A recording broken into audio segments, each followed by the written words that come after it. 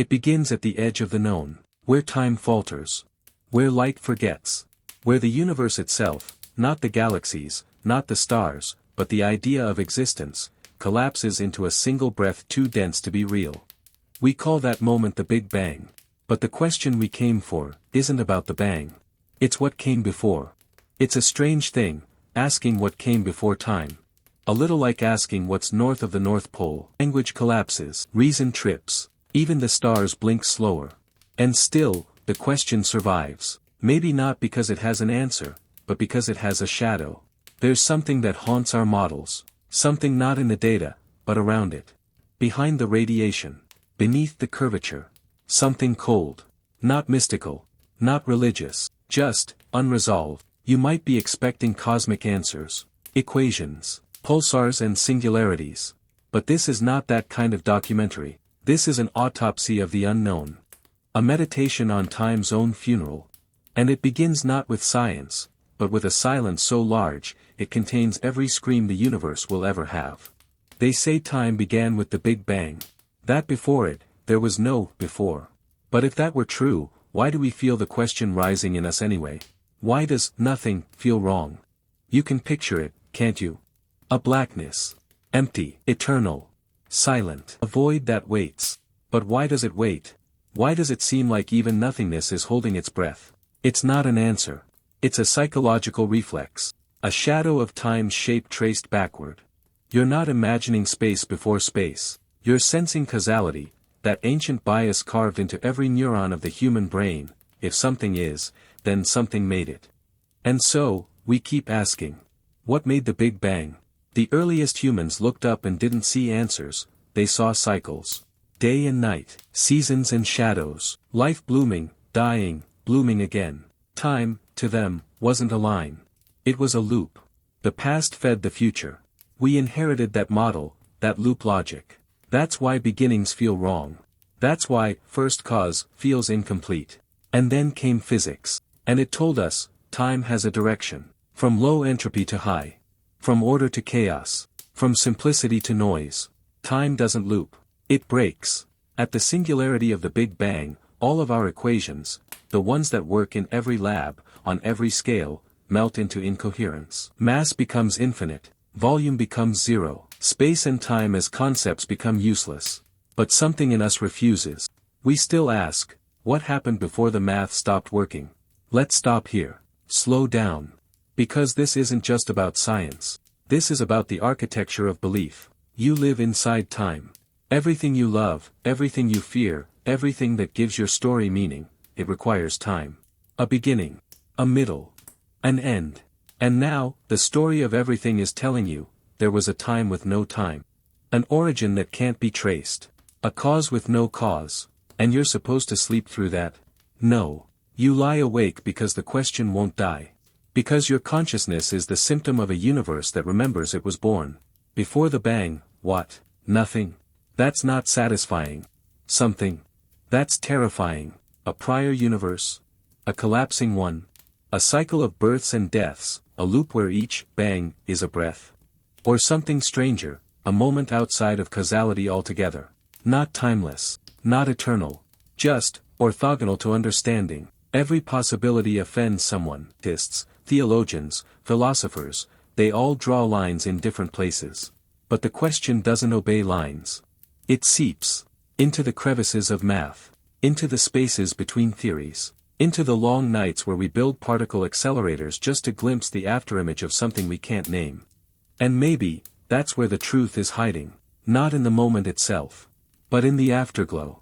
There's an echo in the sky, cold, faint, unrelenting. It's called the cosmic microwave background. And it's the oldest light we can see. Not because it's the first, but because it's the farthest. It whispers from 13.8 billion years ago. It's not the bang itself. But it's the moment when the fog cleared, when the first photons were set free. When the universe cooled enough to become visible. It's not a snapshot. It's a memory. And like all memories, it's incomplete. But it holds clues, tiny fluctuations, ripples, asymmetries. As if something stirred the surface before it froze. And scientists stare into that pattern and ask, what shaped this? What seeded the structure of galaxies? What hand brushed the cosmos before the canvas dried? And deeper still, was there a canvas before the one we see? You are 94% stardust. The rest is void. Every breath you take is borrowed from stars that died billions of years ago. And yet the question remains, before even the stars, what lived? Before the heat? Before the light? Before the first atom split from the scream? What dared to exist, when nothing had the right to be? You're not asking for curiosity, you're asking for home. Because if we know what came before, then maybe we know why we're here at all. And maybe, just maybe, the silence isn't empty. Maybe it's waiting. And that's where we begin, not with an answer. Not with certainty. But with the wound. The scar in the shape of a question that even time can't close. In the next chapter, we won't answer it. But we'll bend toward it. We'll step into the broken places where intuition fails, where logic trips, where paradox becomes map. Because if there was a before, it won't be found in equations. It'll be found in what the equations refuse to say. And that's where we go next. You live in a world where time behaves. Where events line up. Where things fall down. Where causes lead to effects and you wake up after you sleep, not the other way around. This is your intuition. And it's wrong. When you step into the realm of the very small, the quantum, or the very large, the cosmological, your intuitions collapse. They aren't just unreliable. They're misleading. The logic you trust, the one that tells you everything must come from something, isn't built for this terrain. And still, we try. We try to trace time backward like footsteps in fresh snow. But the prints don't go all the way. They vanish, abruptly. At a wall. Not a wall of matter, or energy, or radiation. A wall of meaning. There's a reason for that. We didn't evolve to understand the beginning of time. We evolved to not get eaten. To read expressions. To sense when someone's lying. To find water.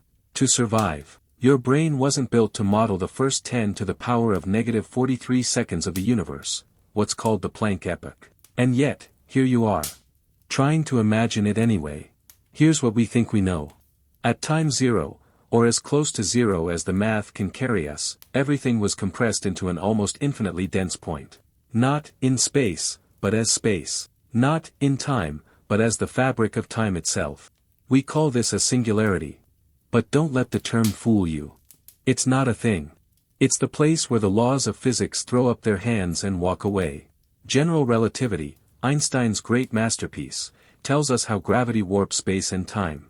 And it works, brilliantly. On cosmic scales, it's bulletproof. But then we try to mix it with quantum mechanics, the law of the small, the chaotic, the probabilistic, and suddenly the two great pillars of modern physics scream at each other. They don't fit. Not at the singularity. Not at the beginning. So we hit a paradox. Two theories. Both beautiful. Both verified. Both incompatible at the edge of the beginning. That's not a curiosity. That's a warning. Our reality is built on equations we know aren't complete. This is where intuition turns hostile. In your day-to-day life, time feels linear. 1 second after another. Forward. Always forward. But that's not a physical truth. It's a thermodynamic artifact, a byproduct of entropy, the gradual spreading out of energy. You drop a glass. It shatters. You don't see the shards reassemble. But the laws of physics wouldn't prevent it. The math is time-symmetric. The arrow of time, the thing that makes you older, not younger, is emergent, not fundamental. So when we ask, what happened before the Big Bang? We are already presuming a direction. A path. A before. But what if there wasn't a before? Not because nothing was there. But because, before, didn't exist yet. Imagine you're looking at a globe. You find the North Pole. You touch it. Now try to go further north. You can't. Not because something's blocking you, but because the concept stops applying. North ceases to mean anything past that point. This is how some physicists describe the origin of time. Not as a wall.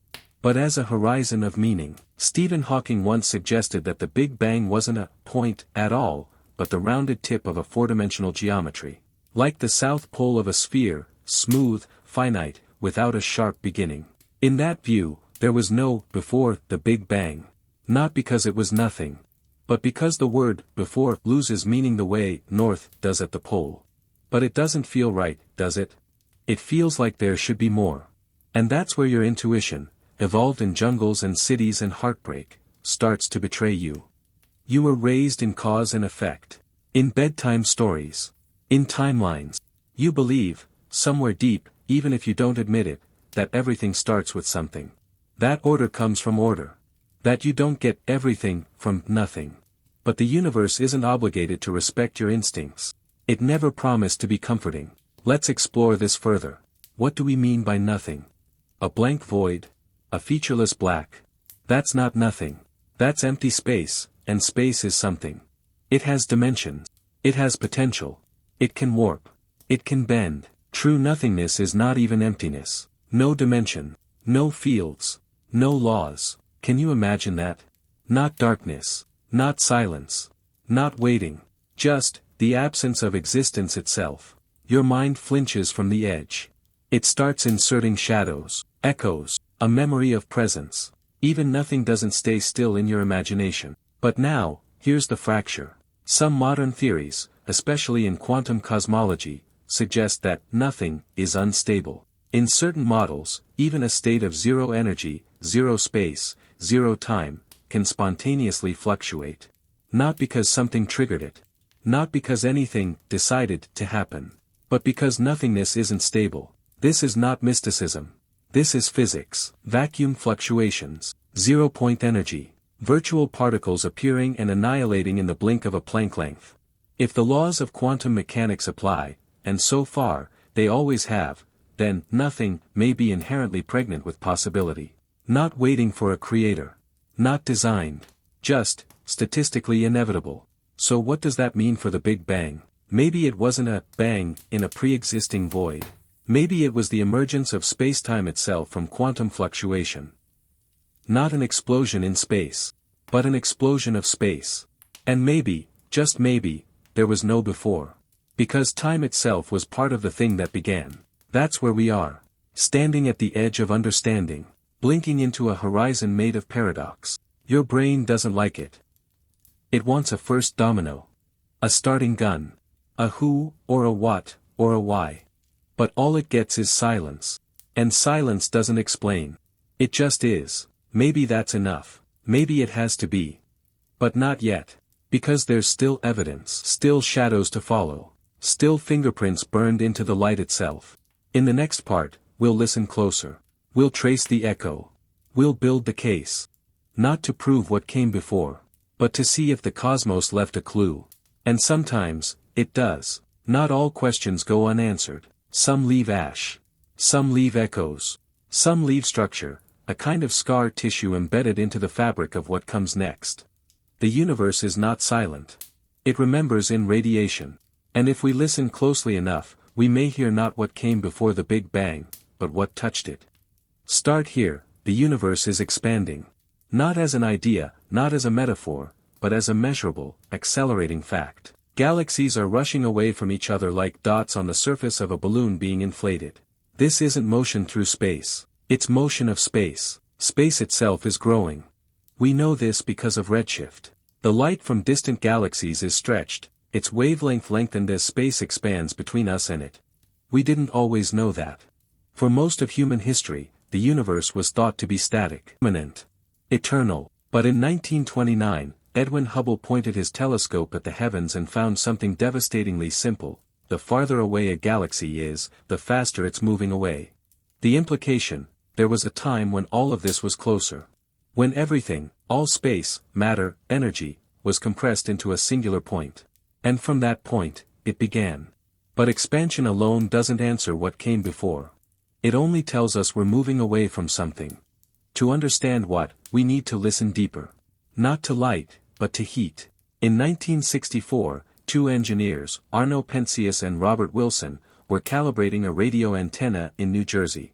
They kept picking up a persistent, low-level hum, a background hiss of microwave radiation coming from every direction. They tried everything to eliminate it. Even cleared pigeon droppings from the dish. But the noise wouldn't go. It wasn't noise. It was a signal. Older than any star. Older than any atom. It was the cosmic microwave background, the afterglow of the Big Bang itself. Imagine the early universe, not a quiet, dark void, but a white-hot plasma, thick with particles and radiation. For the first 380,000 years, light couldn't travel freely. It was constantly absorbed, scattered, re-emitted. The universe was opaque, like the inside of a star. Then, as it cooled, it reached a temperature where electrons and protons combined into neutral atoms. Suddenly, light was free. The fog lifted. That first free light, from 13.8 billion years ago, is still traveling, still expanding, still cooling. And we can see it. It's not beautiful in the way you expect. It's a uniform wash of microwave radiation, with tiny temperature fluctuations, about 1 part in 100,000. But in those subtle fluctuations is a map, a fossil, a memory, a bruise. We call them anisotropies, slight irregularities in the cosmic microwave background. They are the seeds of everything. Galaxies, stars, planets, all of it formed around these tiny variations in density. And when scientists analyze them, patterns emerge. Harmonic structures, peaks and troughs. They match predictions almost perfectly. But every match raises a new question. Why are they there? What caused these tiny variations in a universe that should have been uniform? Enter inflation. Not economic. Cosmological. Inflation theory proposes that in the first sliver of a second, about 10 to the power of negative 36 seconds after the Big Bang, the universe underwent a brief but absolutely staggering expansion. It didn't just grow. It exploded in size by a factor of at least 10 to the power of 26. Imagine a single atom suddenly becoming larger than a galaxy. Why? Because it explains too much not to be considered. Inflation smooths out the wrinkles. It solves the horizon problem, the question of why regions of space that should never have interacted look nearly identical. It explains why the universe appears flat, not curved or spherical, despite its immense scale. And most importantly, it provides a mechanism for those primordial fluctuations. During inflation, quantum fluctuations, tiny, random jitters in energy, were stretched to cosmic scales. Those fluctuations became the anisotropies in the microwave background. The seeds of stars. So, here is evidence. Not for what came before the Big Bang, but for what happened in the earliest heartbeat of time. But there's more. Not in what we see. In what we don't. The universe is missing something. Or, more accurately, hiding it. Dark matter. Dark energy. Unseen, untouchable, but inferred from movement, from expansion, from behavior. They dominate the cosmos. Ordinary matter, the stuff you and I are made of, accounts for only about 5% of the universe's total energy budget. The rest is invisible. And we don't know what it is. This matters because it points to gaps, to places in our understanding where something crucial is missing. The kind of missing that might hint at deeper layers. Earlier conditions. Predecessor states, if 95% of the universe is dark to us, maybe its origins are too. Now fold that into the math. Physicists working in quantum gravity and string theory have begun proposing models that don't start with the Big Bang, but with something before it. One of the most discussed is the ekpyrotic model, from the Greek for conflagration. It suggests our universe began not from nothing, but from the collision of higher-dimensional brains, giant sheets floating in a multidimensional space. When they collide, a burst of energy is released. That release is the Big Bang. It's a beautiful idea. Not proven, not complete, but plausible enough to earn attention. And it has consequences. Because if the brains can collide once, they can collide again. Time becomes cyclical. The universe becomes part of an eternal process. No singular beginning. Just phases, breaths. A rhythm beyond perception. Still, every theory is haunted. Not by doubt, that's normal. Not by mystery, that's expected. But by fine-tuning. Why is the universe so exquisitely calibrated for life? For chemistry? For complexity? Change a few constants, the strength of gravity, the mass of the electron, the rate of cosmic expansion, and everything collapses. No stars. No atoms. No structure. No us. Why? There are guesses. The multiverse hypothesis, for one. Infinite bubble universes, each with its own laws, its own constants. We just happen to be in one that works. But you can't test it. Not yet. Maybe not ever. Still, the fine-tuning insists. Something happened. Something selected. Something structured this chaos with improbable balance. We're not looking at randomness. we're looking at restraint. And then there's the silence. The parts that don't shout, but whisper. The patterns that emerge not in data, but in absence. Symmetries broken, forces unified, things that almost miss, if you imagine a deeper story. The evidence isn't in a telescope. It's in the behavior of what we already see. And it stacks. It leans. It wants to tip. But into what? That's where we are now. At the end of evidence. At the frontier of models. Everything we observe about the Big Bang, from the light in the sky to the way galaxies spin, points to rules that emerged fully formed, almost like a language spoken fluently from the first syllable. Which begs the question, who wrote the grammar? And what language came before it? In the next part, we fracture that stack. We ask, what if we're wrong? What if all this evidence is a kind of echo chamber? Because before you climb further, you have to test the ground you're standing on. Every cathedral has a crack. And every elegant theory, even those stitched together with data and light, casts a shadow. To understand what may have happened before the Big Bang, we don't just need the evidence. We need the doubt. The uncomfortable truths. The quiet flaws that pulse beneath our confidence. So let's lean into the fracture. What if we've misunderstood the beginning altogether? Start with inflation, that early, near-instantaneous expansion that explains so much. The smoothing of space. The homogeneity of distant regions. The seeds of galaxies. It fits, mathematically, predictively. It gives us the map.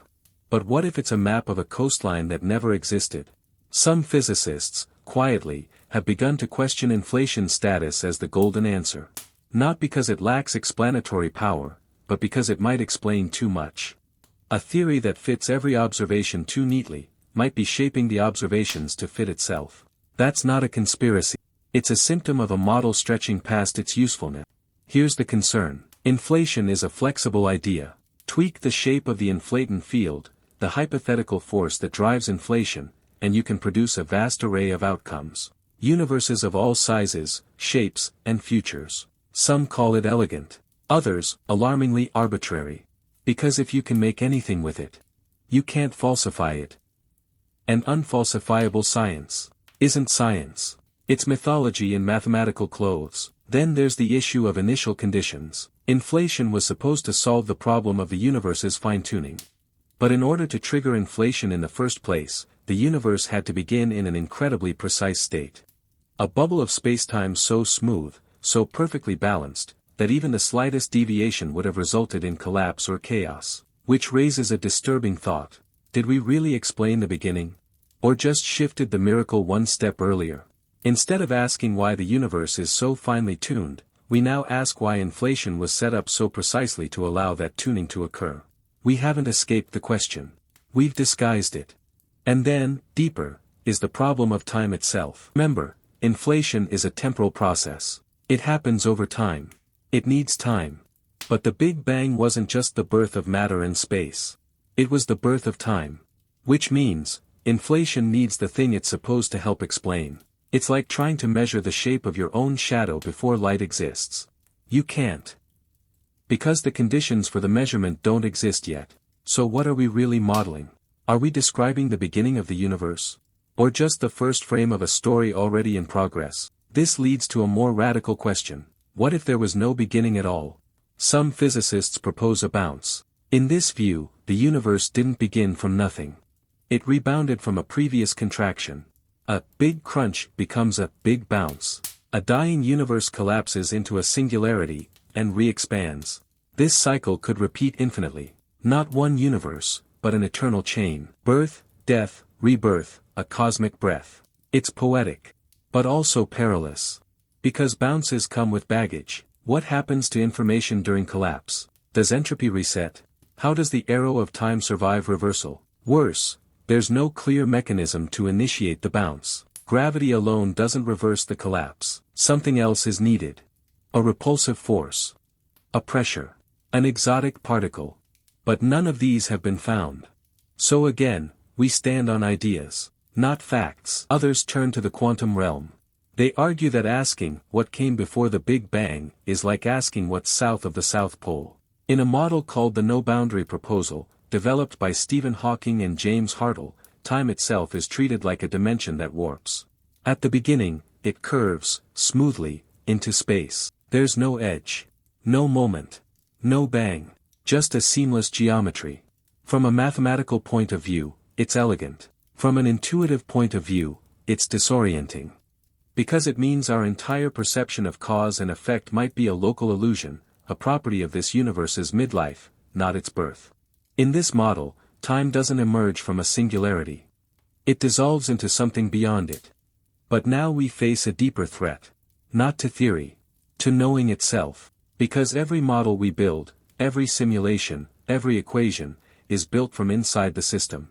We are creatures of this universe, built by its rules, trained in its patterns, and trying to look outside those patterns is like trying to taste a color. The very tools we use to understand, might be structurally incapable of seeing the frame they're built in. Physicist Carlo Rovelli offers a humbling perspective. What we call time might not be a universal property at all. It might be emergent, like temperature, real in context, illusory in the absolute. In quantum gravity, time can vanish. Equations evolve without reference to it. Processes occur without sequence. In such models, the Big Bang isn't an origin. It's a boundary condition, a surface, not a source. And what lies beyond a boundary? Maybe nothing. Maybe everything.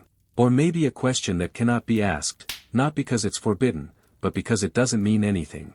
This is not surrender. This is science. It's the part we don't put in textbooks. The messy, unlit regions where our best ideas collide and fail. Where cosmology becomes a kind of slow, deliberate poetry, composed of what we cannot prove. So what does this mean for the question? What happened before the Big Bang? It means we might be asking the wrong question. Or asking it with the wrong assumptions. Or, perhaps most unsettling of all, we're asking it in a language the universe doesn't speak. But that doesn't make the asking less valuable. In fact, it makes it sacred. Because to challenge the foundation of your own understanding is the most human act there is. We are not here to be certain. We are here to witness, to ask, to listen. Not for answers, but for the shape of the silence. In the next part, we gather the fragments. Not to force a conclusion, but to synthesize a path. To build a scaffolding of possibilities. A constellation of maybe. Because if we can't know what came before time, maybe we can learn what kind of mind is formed by asking.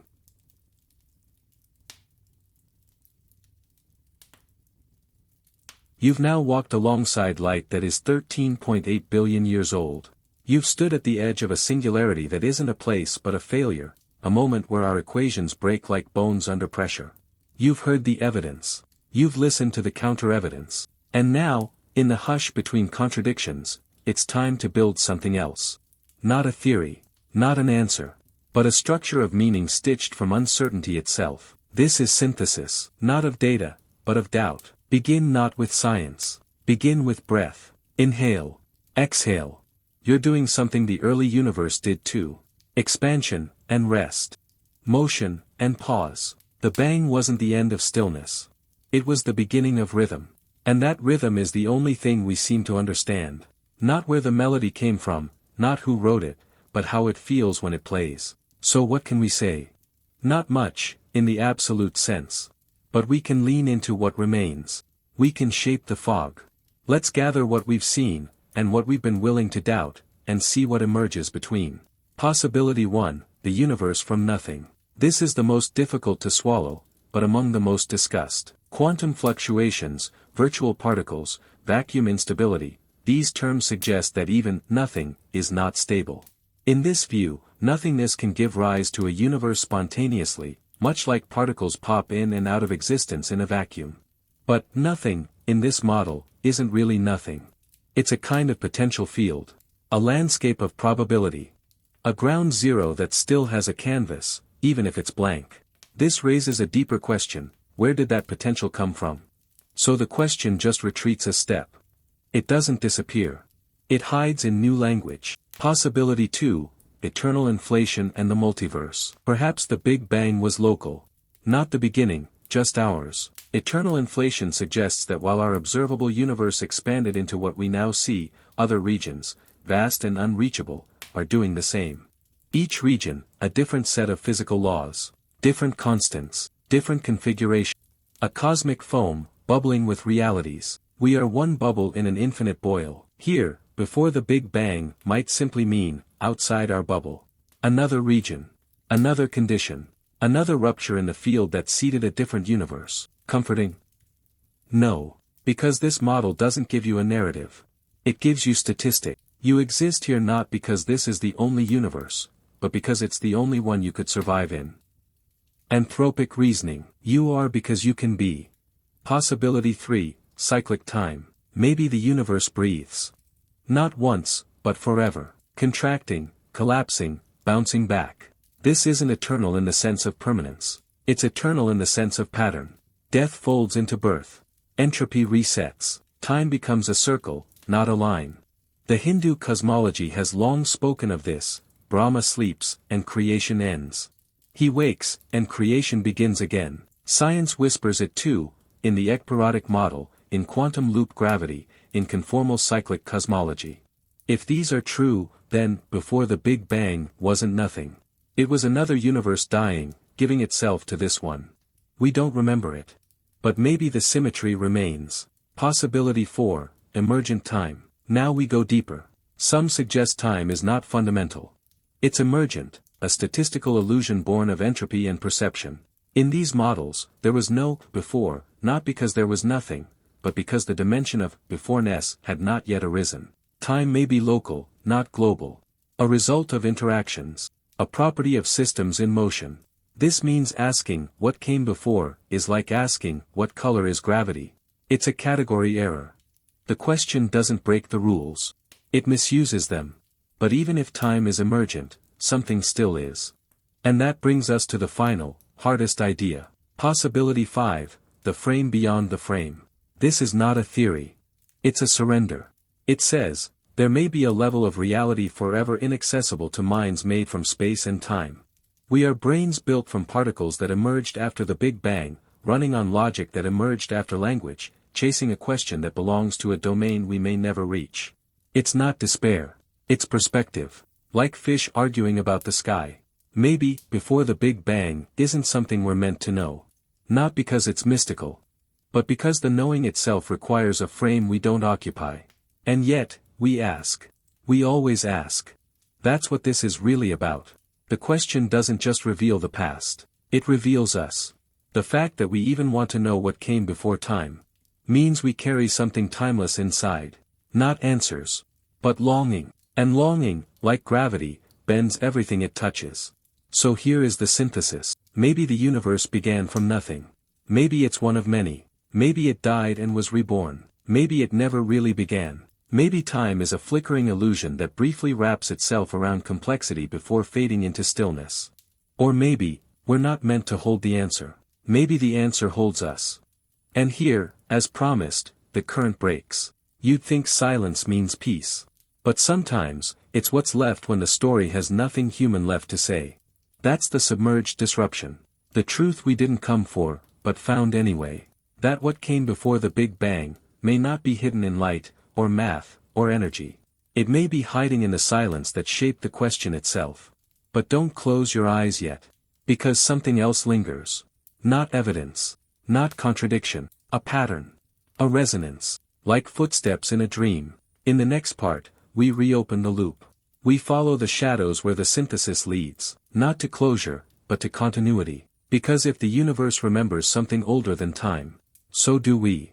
The deeper you go, the quieter it gets. And in that quiet, something stirs. Not an answer. Not a God. Not a number waiting to be solved. Just a presence, vague, recursive, unfinished. Like a thought the universe keeps trying to remember but never quite can. We've reached the edge of synthesis. But instead of finding a door, we find a hallway. Still moving, still echoing, still open. Because the closer we get to the origin of everything, the more the question turns in on itself. What came before the Big Bang? Maybe nothing. Maybe something. But maybe, the question isn't linear. Maybe it's looped. There's a shape that keeps appearing. In models, in math, in myth. Not a line. Not a point. But a cycle. Expansion. Contraction. Silence. Return. We've seen it in ancient cosmologies, in Hindu kalpas and Egyptian Ra myths, where time folds in on itself and the gods sleep between worlds. But it's not just myth. Modern physics whispers it too.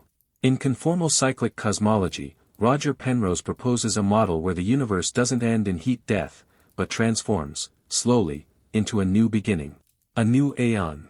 It's not just rebirth. It's rescaling. Entropy spreads so far that even time loses meaning, and in that cold symmetry, a new universe begins. Not as a break, but a continuation. The end becomes the seed. The deeper implication, time may not be a straight road. It might be a Mobius strip. A one-sided surface, twisted, paradoxical. Walk far enough in one direction, and you return to the same place, from the other side. The Big Bang might not be the first moment. It might be the middle, the pivot point between two mirrored infinities. And we, the watchers, are just ants crawling along the band. But even this image, elegant as it is, hides something else. A sensation. One you may have already felt. A kind of vertigo that isn't physical, but existential. The sensation that everything you've ever known might just be a ripple. In something that doesn't end. What if time is not the main character? What if memory is? Not personal memory. But structural memory. The tendency of reality to preserve patterns, to carry forward the imprint of its previous shape. Entropy increases, yes. But not randomly. The structure of galaxies, of atoms, of minds, they all inherit something. So the question becomes, what does our universe remember? Not intellectually, not philosophically, but physically. Trace it. The constants.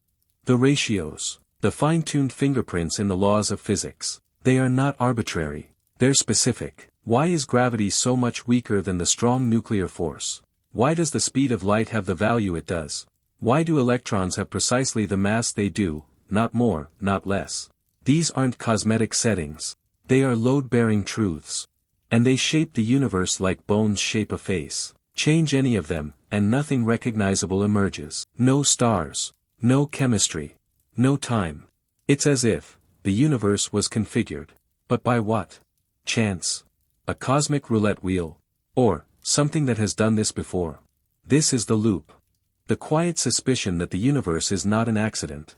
Not designed, not destined, but self-taught. A system that has iterated itself into stability. Not because it was made. But because it remembers what works. There's a name for this, buried in the back rooms of theoretical physics, cosmological natural selection. Proposed by physicist Lee Smolin, it suggests that universes may give birth to other universes through black holes. Each new universe might have slightly different physical constants. The ones that are more likely to produce black holes will replicate more often. And so, over uncountable generations, universes evolve, until they find the sweet spot, like ours. A place where stars live long enough to cook elements. Where black holes form frequently. Where life, or something like it, may rise to ask questions no star could ever need answered. This isn't confirmed. It's not even widely accepted. But it fits the loop. It suggests not creation, not chaos, but iteration. Universe as memory machine. The Big Bang, then, is not the first note of a song. It's the beginning of a new variation on a very old theme. But maybe it goes even deeper. Not just loops of time, but loops of perception. The more we look at the cosmos, the more it begins to look back. Not literally, not with eyes, but with structure. The same math that describes black holes, describes the neurons in your mind. The same self-organizing principles that form galaxies, form embryonic tissue. It's not proof of meaning, but it's resonance. So what if this whole inquiry, the long, winding path through quantum foam and dark energy and thermodynamic death, isn't about where we came from? What if it's about recognizing ourselves in the pattern? Not spiritually, not sentimentally, but geometrically. What if we are the loop? The question of what happened before the Big Bang begins as cosmology, then becomes philosophy, then memory, then metaphor. Because after all the models are drawn, after the telescopes cool, after the math stops whispering, what remains? The shape of the question itself, the longing it exposes, the wound it refuses to close. That's the loop. And so we leave this part not with an answer, but with a rhythm. Not with closure, but with return. The further back you look, the more the darkness resembles a mirror. In the next part, we leave theory behind. We enter history. Not of stars, but of thought. Because the oldest part of this story wasn't written in data. It was carved into myth, whispered in ritual, and carried through time by people who didn't need math to feel the weight of the question. What came before everything, and why did it let us follow? Long before telescopes, before equations, before silicon chips and microwave scans of the sky, there were fires. Small ones, lit by hands calloused by survival. And around those fires, something was born. Not the universe, but story. Because the stars said nothing. But they looked like they meant something. And that was enough. Before we measured time in seconds, we watched it fall in shadows. Before we dissected light into particles and waves, we saw it slip into the ocean and return as dawn. We were not scientists. We were watchers. And watchers need meaning like lungs need air. So we gave the beginning a name. Not the Big Bang, but origin. Not as physics, but as myth. In Sumerian tablets, creation begins not with an explosion, but with separation. A division of water into salt and sweet. Chaos pulled apart by distinction. In Egyptian cosmology, it begins with a hill rising from a sea of formlessness. A god stands atop it, the first dry place. The first name. In Hindu tradition, Brahman breathes the universe into being and folds it again into silence. A cycle of awakening and sleep that mirrors the cosmos itself. In Norse myth, fire and ice collide. A great void, Ginnungagap, gives way to a spark, and from that spark, life is carved in frost. And in Genesis, in the beginning, God created the heavens and the earth. And the earth was formless and void, and darkness was over the face of the deep. It's not science. But it feels like something that remembers the science. Because the metaphors are consistent. Not in detail, but in shape. Before all things, a void. Then, separation. Then, form. Then, rhythm. Whether it's gods or gravity, the architecture echoes. Nothing disturbance pattern memory. And even now, with satellites instead of scrolls, that shape persists. Science replaced the gods with equations. But not the longing. We still need to understand what came before. Not because it changes anything, but because it gives the silence a name. And here is the strange tension. As science advanced, it didn't kill mythology. It mirrored it. We traded thunder gods for quantum fields, eternal recurrence for cosmic inflation, sacred time for Planck time. And yet, the questions remain, precisely the same. Why is there something rather than nothing? What was before the beginning? Why does the universe have the shape it does, and why are we able to notice? These are not purely scientific questions. They are philosophical, psychological, human. And the myths? They were humanity's first attempt to touch what has no surface. So what does this mean? That mythology is true? No. But it's relevant. Because myth is the residue of intuition. The shadow of pattern across centuries. And what's fascinating, unsettling even, is that many ancient cosmologies describe not just creation, but cycles. Worlds born and destroyed. Time collapsing and renewing. The end folded into the beginning. These weren't guesses. They were intuitions, carved not from telescopes, but from a kind of primal logic. A feeling that time isn't a straight road, but something that loops. Science, reluctantly, is beginning to say the same. This doesn't mean mythology is predictive. It means it's resonant. That even in the dark, with no instruments, humanity sensed the loop. Something in us refuses the notion of an absolute beginning. It feels incomplete, unresolved. We crave a before, not for evidence, but for psychological balance. Because if there's a before, there can be a reason. And if there's a reason, there's a place for us. But here is the danger. That we mistake meaning for mechanism. That we cling so tightly to our hunger for story. We forget the silence may have no plot at all. The universe owes us no coherence. It does not have to make sense in human terms. Still, we search. And maybe that search is the meaning. Because here's the part the myths got right. Creation is not a moment. It's an act. Ongoing. Unfinished. Repeated with every question asked in the dark. You see, the Big Bang is not just a point in spacetime. It's a threshold. Between the knowable and the unknown. Between breath and silence. Between what is and what was never meant to be seen. And every time we ask, what came before it? We are enacting the same ritual our ancestors did. Casting our minds beyond the firelight. Not to escape death. But to frame it. To make it small enough to sit beside. So what happens when we place science and myth side by side? Not in opposition, not in hierarchy, but in dialogue? We begin to see the contours of a deeper story. One where evidence and intuition aren't enemies, but reflections. One where telescopes and chance both try to point at the same unspeakable thing. Not a god. Not a model. Not a certainty. But a stillness that watches. It doesn't judge. It doesn't forgive. It simply remembers. And in that remembering, the loop holds. We are not the first to ask. We will not be the last. But if the universe has a shape, it is a question mark drawn in stars, and maybe the Big Bang is just the dot at the bottom. The spark. The anchor. The one moment that refuses to explain itself, because explanation is what grows from it, not what precedes it. So now we stand on the threshold. Beyond myth. Beyond theory. Looking into a space where knowledge dims, and wonder begins again. In the next part, we'll go inside the question. Not into data, but into what it feels like to carry a universe you can't explain. We'll explore the psychology of not knowing, of staring into the before, and building a life that still means something after. You are made of questions. Not just your thoughts, but your breath, your pulse, your reaching. You were not born to know. You were born to need to know. And that need, that silent gravity inside your chest, is not a flaw. It is the oldest force in the human mind, older than speech, older than belief.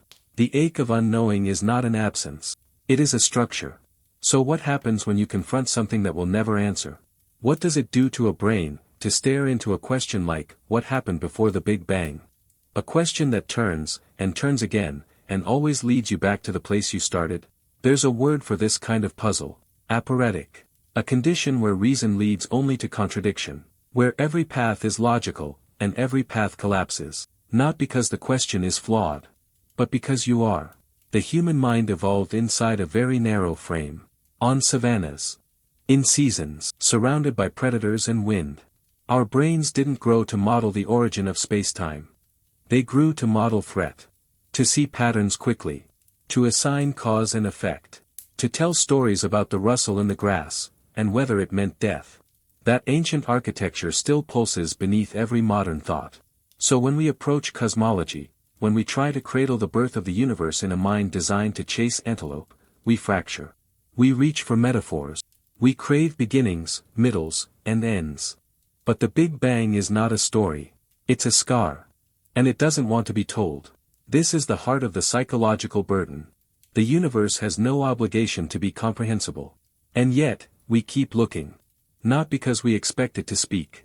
But because we cannot stand the silence. What you feel when you contemplate the beginning of time isn't confusion. It's vertigo. A destabilization of the inner frame that tells you who you are, where you are, and how things fit. The self you walk around with each day, doesn't stretch far enough to contain the void it now stands in front of. And so it bends. You may feel it as awe.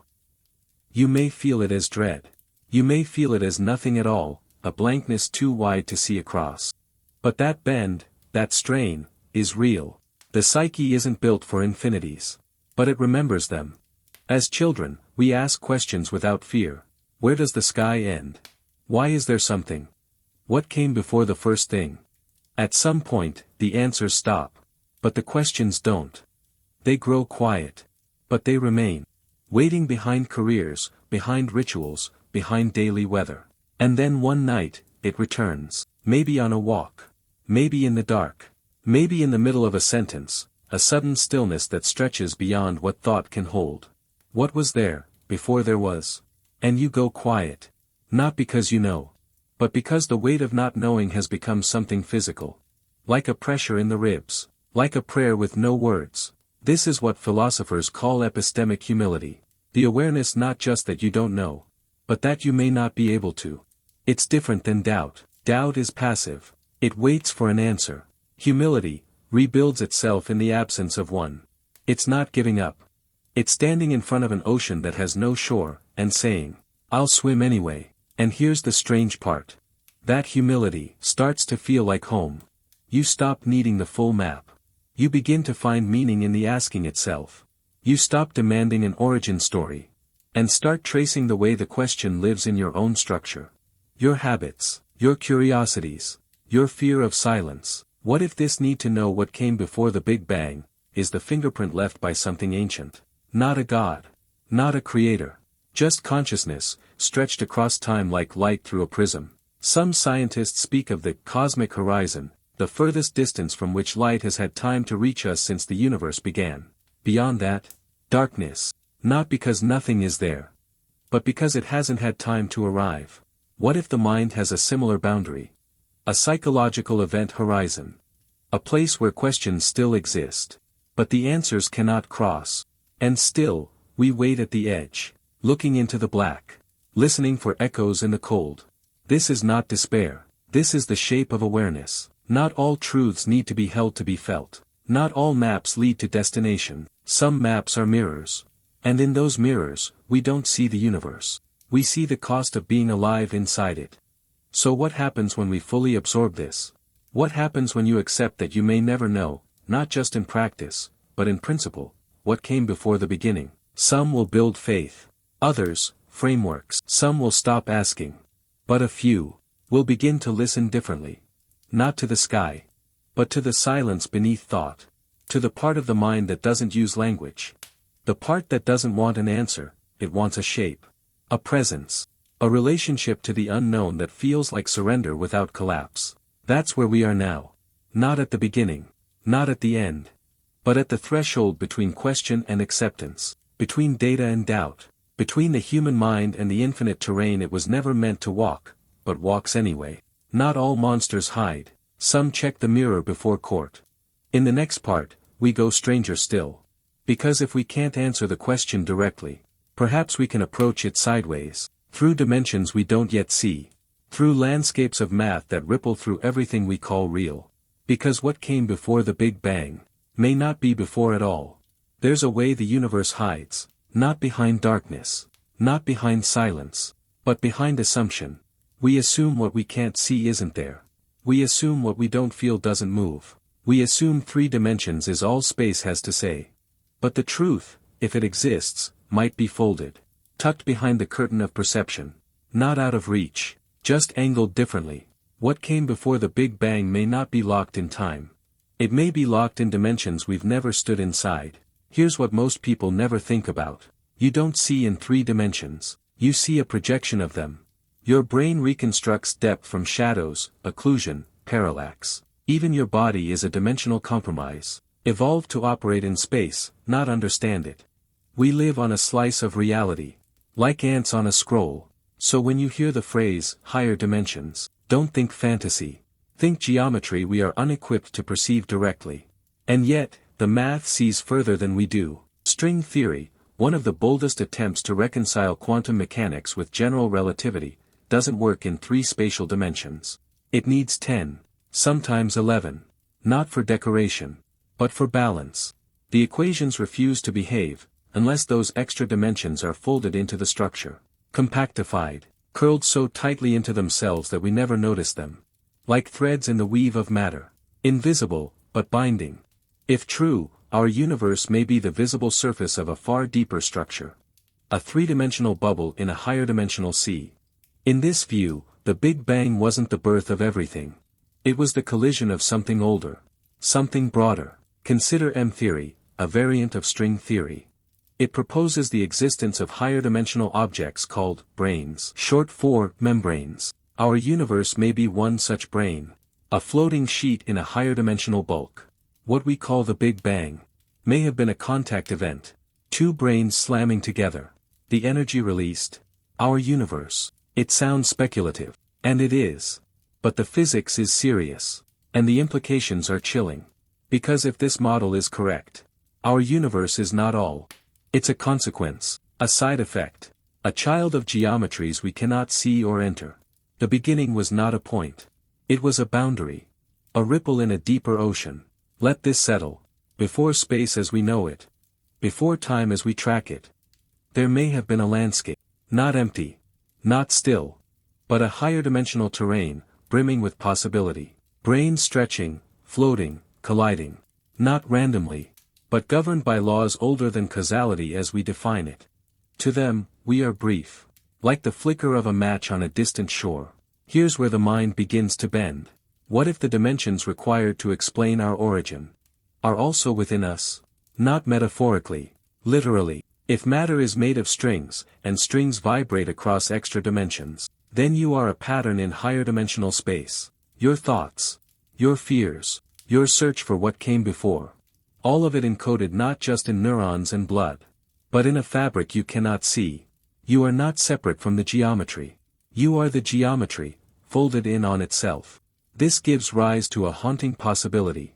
That the answer to what came before the Big Bang is not just outside our view, but imprinted in us, buried in the physics of existence, echoing in our very being.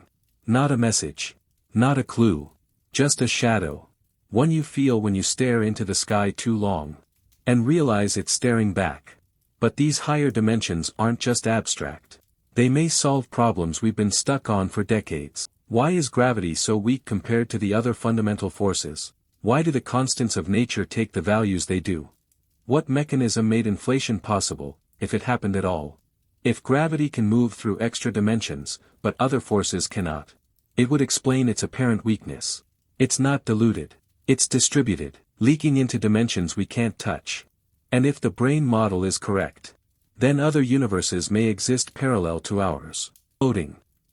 Distant. Inaccessible, except perhaps, through gravity. Black holes, wormholes, entanglement. These phenomena might not just be weird. They might be windows. But don't rush to conclusions. Higher dimensional theories remain unproven. Our best instruments still reach only the visible tip of the iceberg. And even if confirmed, they may not give us a clean answer to the original question. Because, what came before may be meaningless in a multi-brain context. There may be no before. Only elsewhere. Think of a book lying closed. You live on one page. You think it's all there is.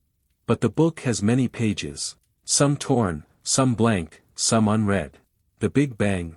The opening of your page. But not the book. And if that's true, we are not in the universe. We are in a universe. One breath among many. One story flickering in a library no I will ever read in full. This may sound cold. It isn't. It means we belong not to a singularity, but to structure. A rhythm of realities, bound together by math, by form, by forces we can barely describe. You were not born into randomness. You were born into architecture. And maybe, that's all the answer we need. Not a cause, not a creator, but a context. We are not alone. Not because someone watches, but because something surrounds. It doesn't speak. It doesn't care. But it remembers in the way light bends around mass. It remembers in how your atoms obey rules written before stars existed. And you are part of that memory. Justice came quietly, like dust settling after a scream. In the next part, we close the dimensions and return to scale. We descend again, not to reject what we've seen, but to ask one final, impossible thing. If the origin is unreachable, can we still build a meaningful life from the echoes it left behind? If the story has no beginning, can it still have a purpose? You've walked through physics, through memory, through myth and through folded dimensions, only to arrive at a silence that does not yield. No fixed point. No origin moment with its arms raised in declaration. Just echoes. But the question remains, if we cannot ever know what came before the Big Bang, what do we do with that not knowing? Because even when the light goes out, the room still holds you. Start here. You are the consequence of something vast. But not arbitrary, not designed, not guided, but shaped. A local flare of self-awareness. In a universe that otherwise burns without asking questions. And yet you ask, what does that mean? To search for meaning after the origin is to accept a strange truth. Your existence doesn't begin with knowledge. It begins with relationship. You are in relation to what came before. Even if before can never be known. You live in the aftermath. The afterglow. A body made of borrowed particles. A mind made of comparison and longing. And that longing, that ache for something just beyond the veil, isn't a defect. It's the bridge. From cosmology to consciousness. What if the why of the universe isn't something you find out there? What if it's something that emerges here, in the space between you and the unknown? Meaning, then, is not discovered like treasure.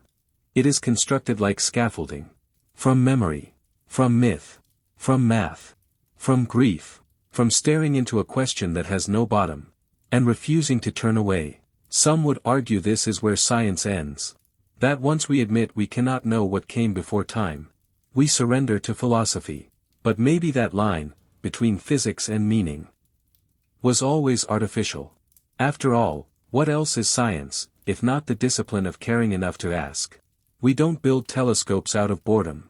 We don't crash particles together out of indifference. We do it because something in us needs to witness, even if we don't understand what we're witnessing, especially then. So when we talk about the Big Bang, when we talk about what came before, we are not just engaging with facts, we are engaging with identity. Because your story, your sense of self, your definition of now, all hang on the scaffolding of time. If time is broken, or began abruptly, then what are you, exactly? Are you the result of randomness? Of cycles? Of laws you'll never know? And if you are, does that make you less real? Or more? Let's change the frame. Imagine you knew that we found it. The answer. The definite origin point. A formula etched into spacetime. Would it change your heartbreak? Would it ease your grief? Would it help you fall asleep at night? Maybe not. Because maybe the point was never to solve the puzzle.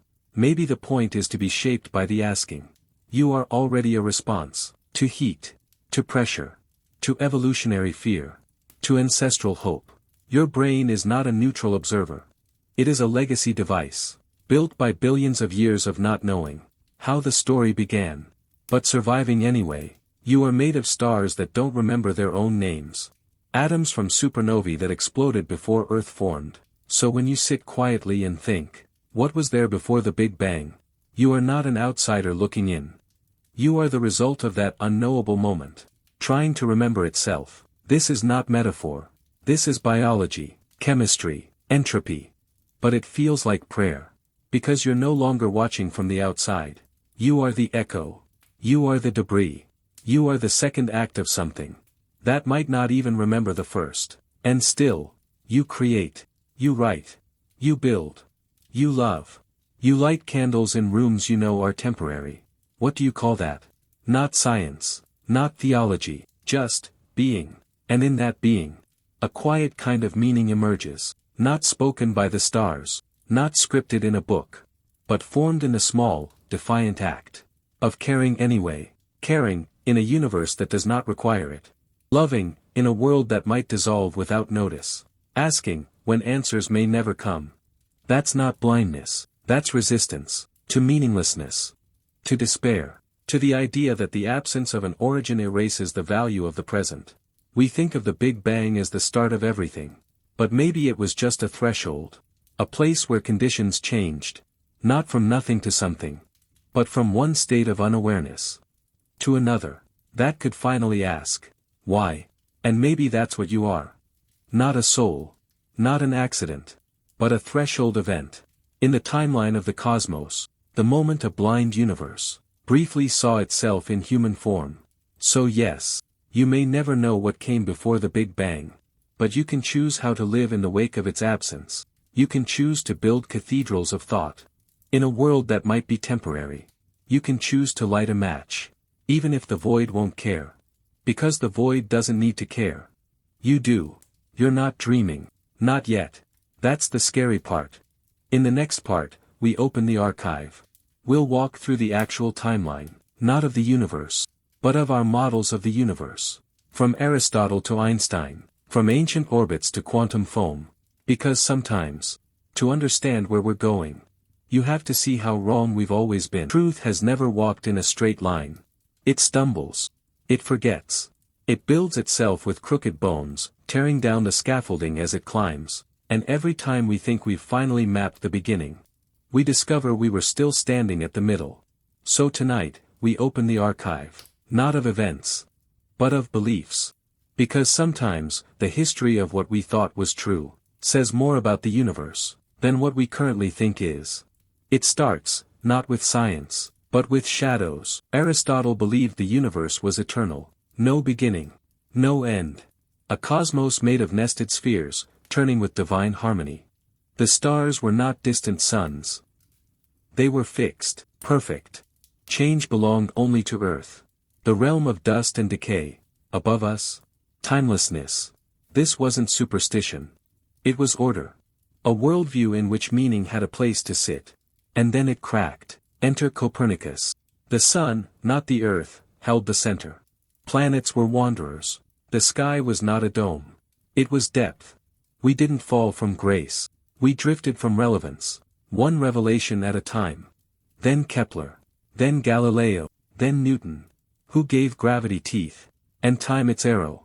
Newton's cosmos was clockwork. Rigid. Absolute. Space and time were eternal stages upon which matter moved. And this felt like truth. Unshakable. Until it wasn't. In 1915, Einstein rewrote the script. Space and time weren't fixed backdrops. They were dynamic. They could stretch. They could bend. They could feel. Gravity wasn't a force acting across distance. It was geometry. The Earth orbits the Sun not because of some invisible string, but because the Sun curves space, and Earth simply follows the line of least resistance. Time dilates. Mass warps light. Reality itself is flexible. And this changed everything. By the 1920s, the universe was no longer eternal. It was expanding. Thanks to the redshift data of Edwin Hubble, we discovered that galaxies were not static islands. They were sailing away from each other, faster, farther. Which meant, there was a moment they were closer. All of them.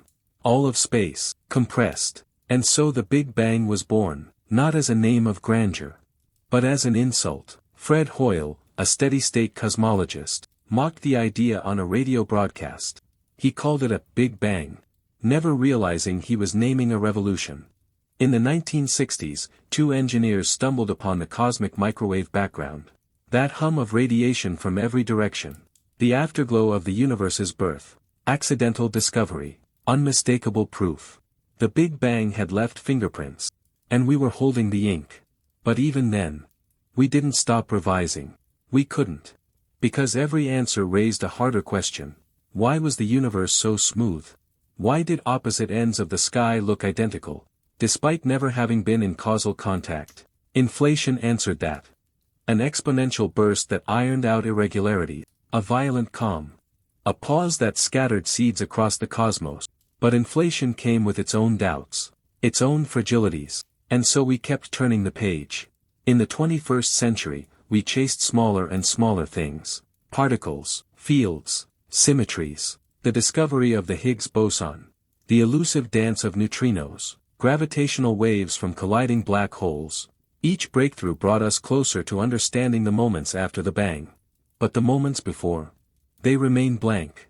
And as our tools grew sharper, our questions grew softer, more metaphysical, less about what happened, and more about what questions can even be asked. Quantum gravity theories like loop quantum cosmology propose a bounce. A contraction before expansion. String theory opens a new vocabulary of branes and hidden dimensions. Conformal cyclic cosmology suggests this universe isn't the first. Each idea paints a different portrait. Not of what is, but of what might have been. And yet, they all orbit the same wound. The Big Bang is not an origin. It's a horizon. A veil made of ignorance and light. We cannot see through it. We can only listen to the way the light bends around its edges. So here's what the timeline reveals. We've never stopped being wrong. But our mistakes get more elegant, more humble, more careful with their assumptions. Each model isn't a claim to ultimate truth. It's a temporary shelter, built with whatever data we can carry. And the moment we get better tools, we tear it down, and build again. The story of cosmology is not a conquest. It's a pilgrimage, not toward a final answer, but toward a better question. And the Big Bang? It's not our destination, it's the current shrine at which we pause, until the next mile reveals itself. This matters, because too often, we treat our current knowledge like bedrock. We forget how often the earth has shifted beneath us. We mistake consensus for closure. We confuse elegance with certainty. But the real power of science is not that it knows the beginning, it's that it knows it doesn't. And still, it searches. You are part of that search. Every thought you have about existence ripples back through this timeline. You carry every mind that dared to ask, what came before? And every time you ask again, you keep that question alive, not as an answer, but as a vow.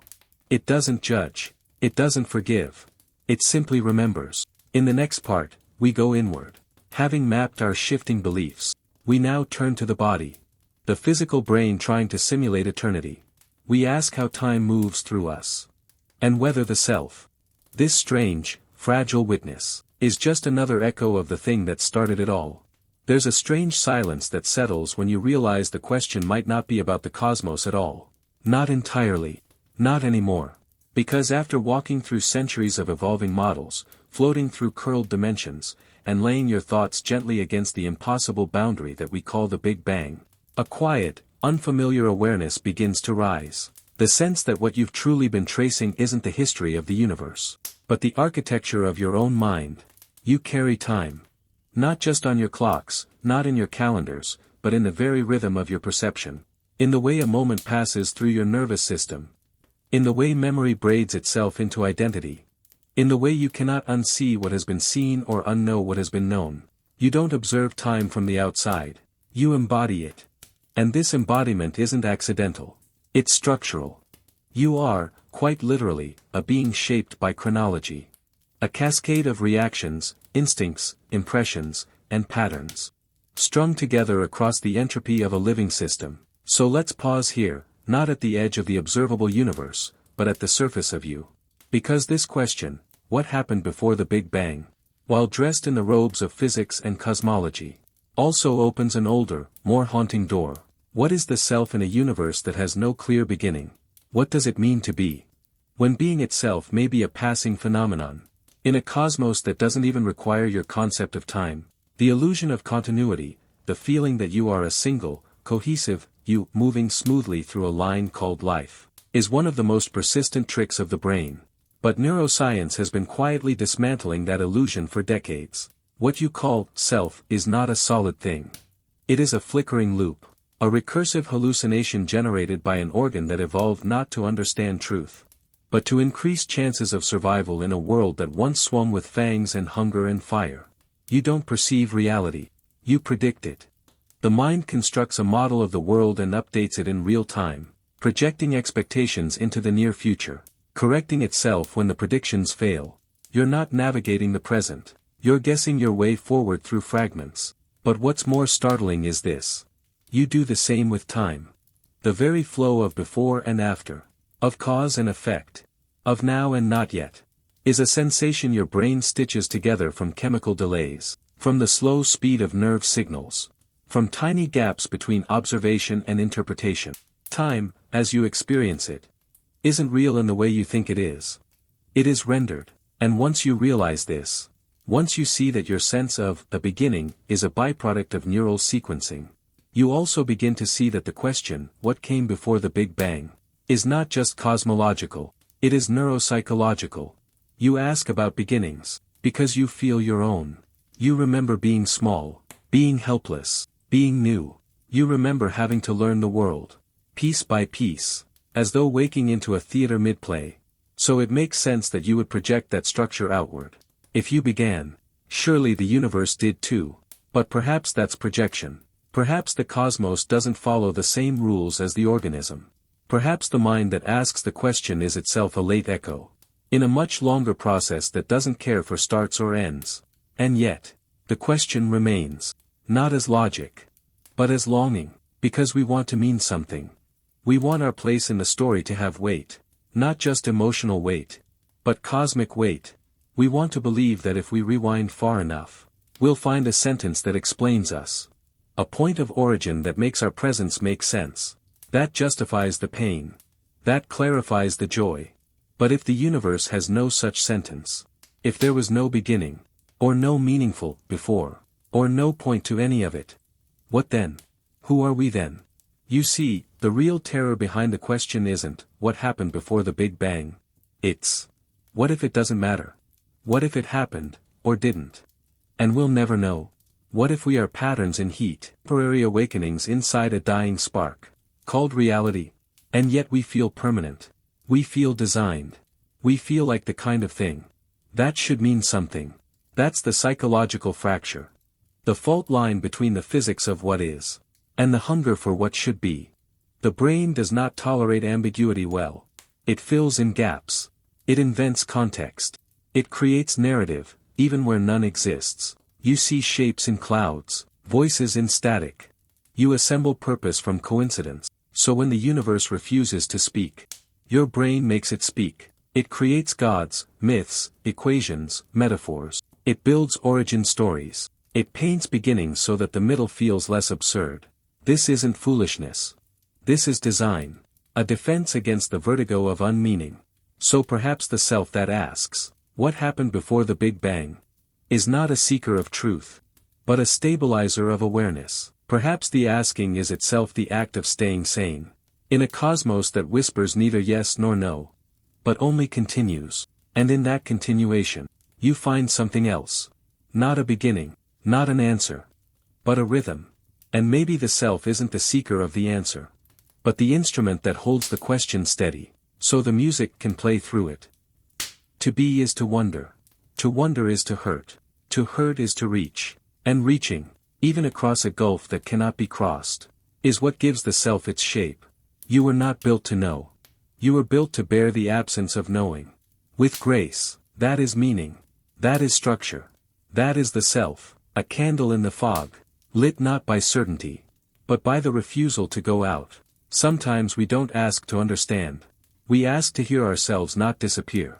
In the next part, we leave the mind, and enter what remains. Not metaphors, not models, we return to the ashes, the literal heat left over. From the beginning that still glows, all around us. Because if the universe has memory, it's not in words, it's in temperature. Long after the stars first burned.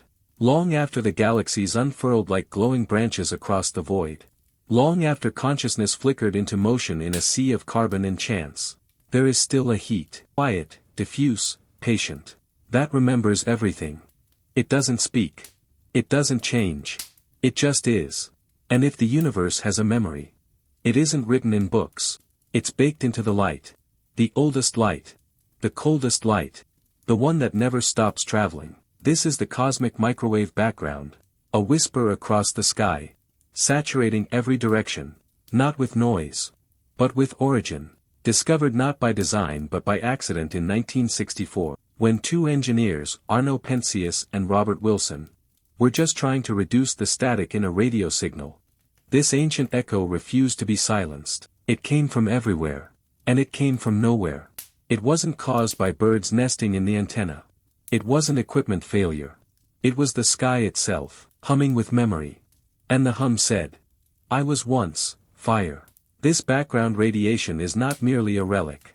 It is the closest thing we have to a photograph of the newborn universe. Not a crisp image, but a thermal imprint. Not shapes, but temperatures. A smear of 2.7 Kelvin stretched across the cosmos. Like the last sigh of a furnace that cooled in the dark.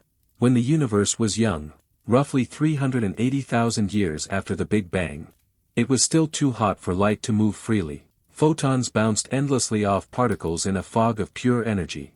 No image could form. No space could be seen. And then, it cooled, just enough. The electrons slowed. The fog lifted. The light broke free. And it has never stopped traveling. To this day, that light washes over you. It flows through your body, through buildings, through mountains, through air. In every moment, you are being touched by a 13.8 billion-year-old breath of radiation that began before there were stars, before there were planets, before there were names.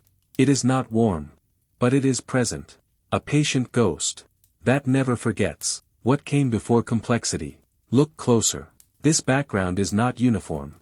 It has ripples, tiny fluctuations in temperature, differences so small they once seemed meaningless. But they are everything. Because those ripples are the fingerprints of density variations. The blueprints for gravity to do its work. The scaffolding around which galaxies formed. The reason anything exists with structure at all. Without those slight imperfections, the universe would have remained forever smooth, forever bland, forever lifeless. It is the imperfection that gave rise to beauty. Scientists study the cosmic microwave background.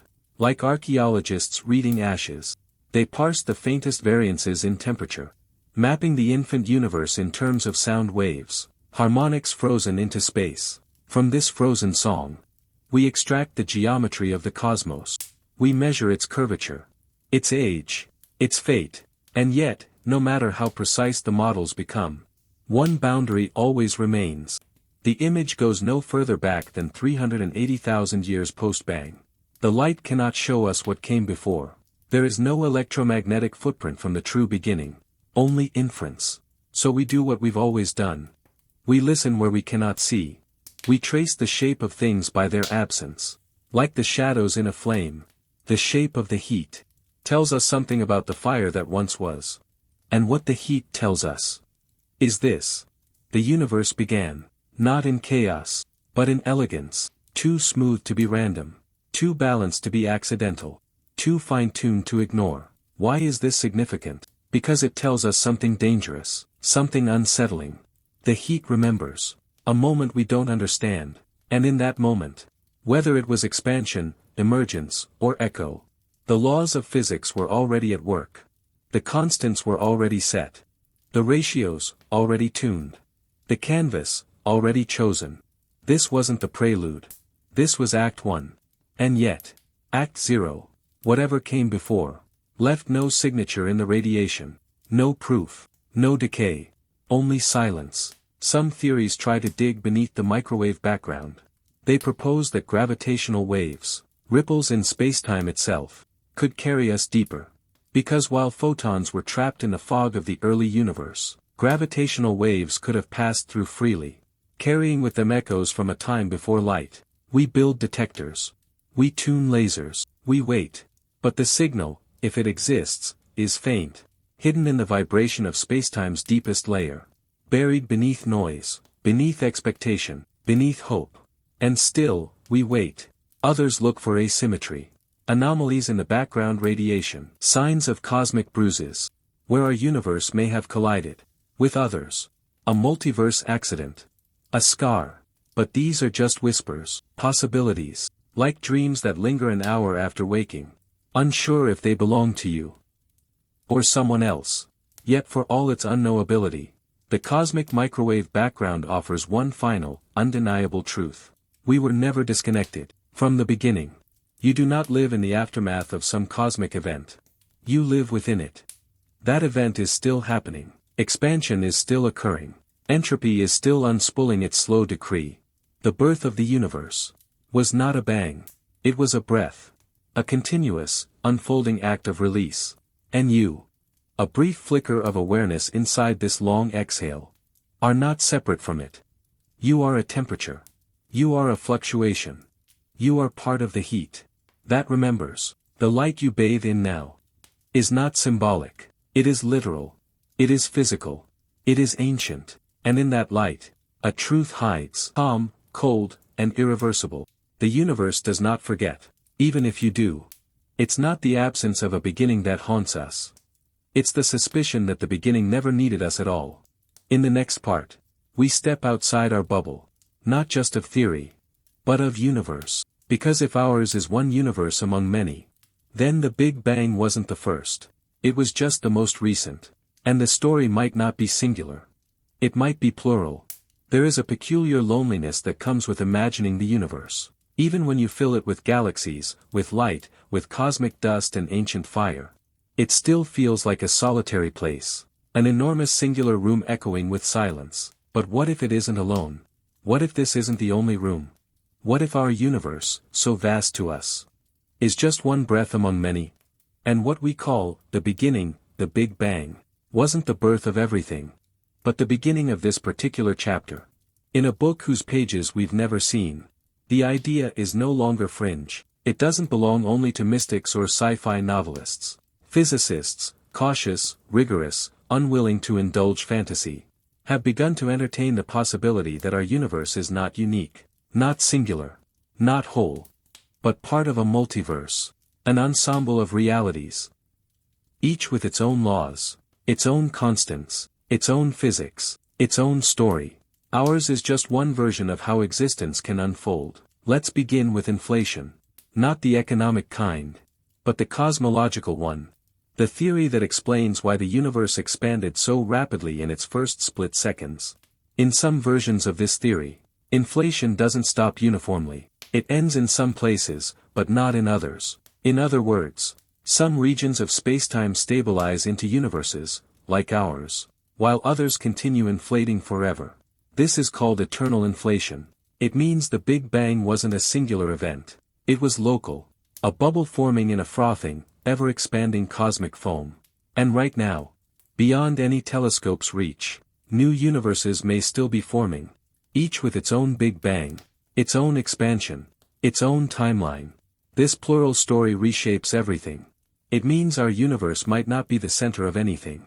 Just a bubble among billions, maybe infinite billions, each governed by different rules, with different strengths of gravity, different particle masses, different laws of causality. In some, atoms never form. In others, stars collapse instantly. In some, the constants are so finely tuned that nothing but lifeless radiation ever exists. And in this one, a strange accident of balance. We have stars that live long enough to cook elements, planets that cool just enough to allow chemistry, and life that rises just far enough to ask these questions. But here is the chilling thought. In a multiverse of infinite possibilities, everything that can happen, does happen, somewhere. Every decision, every path, every configuration of particles, not as metaphor, as literal branches of physical reality. This is the logic behind the many worlds interpretation of quantum mechanics.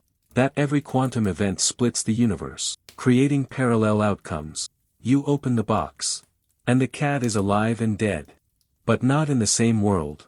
You only experience one branch, but all the others continue without you. And now, the question turns, what came before the Big Bang? Maybe that's the wrong question. Maybe it's more accurate to ask, which Big Bang? Which version of creation are we asking about? Because in a landscape this vast, before becomes a matter of context, a matter of perspective. And our perspective is desperately small. Still, the mind resists. It wants a single narrative. It wants a source, a singular light at the start of all things. Not a chorus of beginnings, not a sky filled with first breaths, all unfolding at once. But this resistance, this longing for unity, might be just another echo of evolution. In a chaotic reality, simplicity helped us survive. We were not built for infinite stories. We were built for one clear thread. A path from birth to death. From cause to effect. But the universe does not honor that architecture. It explodes it. And here is where we circle back to fine-tuning. If universes are constantly forming, each with random laws, then it's no longer surprising that one of them, ours, would happen to support life. It's not that the universe was made for us. It's that in an infinite multiverse, we could only have emerged in a universe that allows it. This is called the anthropic principle, and it is both elegant and empty, because it doesn't explain why the multiverse exists. It only says, of course you're here. You couldn't be anywhere else. But even this logic leaves cracks, because a multiverse might explain the diversity of possible universes, but it still doesn't answer the deeper ache. Why is there anything at all? Why is there a space for universes to form in? Why are there rules to govern their formation? Why is there possibility itself? Even the multiverse needs a foundation, a prior, a canvas, and that canvas remains dark. Some physicists speculate that the multiverse isn't a thing out there, but a mathematical inevitability. That reality itself is not a place, but a structure, a vast configuration space, in which all possible outcomes are already encoded. In this view, existence is not happening. It is being, static, complete, unfolding only in relation to observers like us. We don't see the multiverse, we move through it. One moment at a time, but even here, we find ourselves back in the same shadow, a beginning that refuses to sit still, an origin that spreads itself thin across infinite explanations, and yet, we still search, because the mind, no matter how plural the story becomes, still wants something to rest on, even if that something is the impossibility of ever knowing. There's a paradox here. The more we expand our understanding of the cosmos, the smaller our place within it becomes, but somehow, our capacity to imagine that vastness grows with it.